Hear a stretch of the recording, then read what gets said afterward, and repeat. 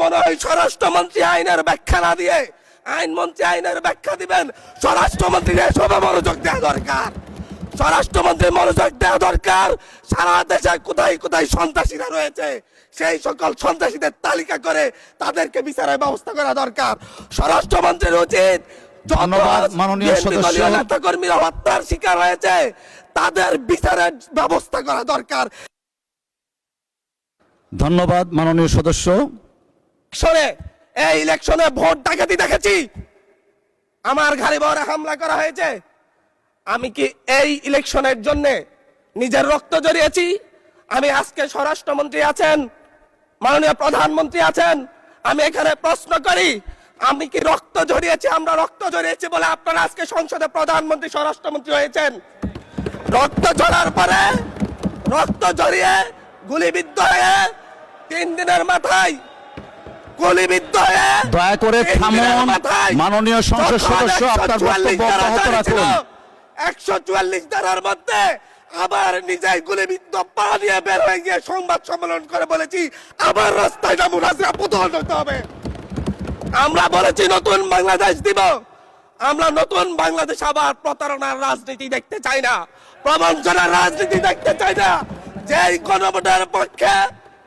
গণভোটের পক্ষে আমাদের মাননীয় প্রধানমন্ত্রী প্রচারণা চালিয়েছেন, যে আদেশের পক্ষে মাননীয় সরকার দলীয় সংসদ সদস্যরা প্রচারণা চালিয়েছেন, আজকে এখানে এসে কেন এটা নিয়ে আবার দীর্ঘ আলোচনা হতে হবে? আমরা 90-এর গণঅভ্যুত্থানের কথা বলে যাই নাই।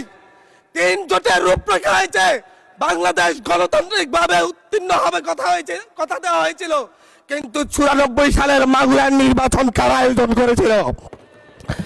কারা 94 সালে মাগুরার নির্বাচন আয়োজন করেছিল? আজকে আবার এই সংসদে দাঁড়িয়ে আবার এমন একটা ব্যবস্থা নিয়ে যাচ্ছেন, আরেকবার যে মাগুরার নির্বাচন আয়োজন করবেন না এর নিশ্চয় দেখিয়ে দিবে, এর নিশ্চয় দেখিয়ে দিবে। আমি আমার সবচাইতে কম বয়সী প্রার্থী হিসাবে নিজের প্রার্থীটা জমা দিয়ে এলাকায় গিয়েছি প্রচারণা করতে। 3বার হামলা শিকার হতে হয়েছে। আমি সংসদ সদস্য হিসাবে এলাকায় গিয়েছি, সেই জায়গায় আমার উপর হামলা করেছে, সরাসরি ভিডিওতে দেখা গিয়েছে। অস্ত্র নিয়ে, দেশীয় অস্ত্র নিয়ে আমাকে কোপাতে আসা হয়েছে। তারা কারা?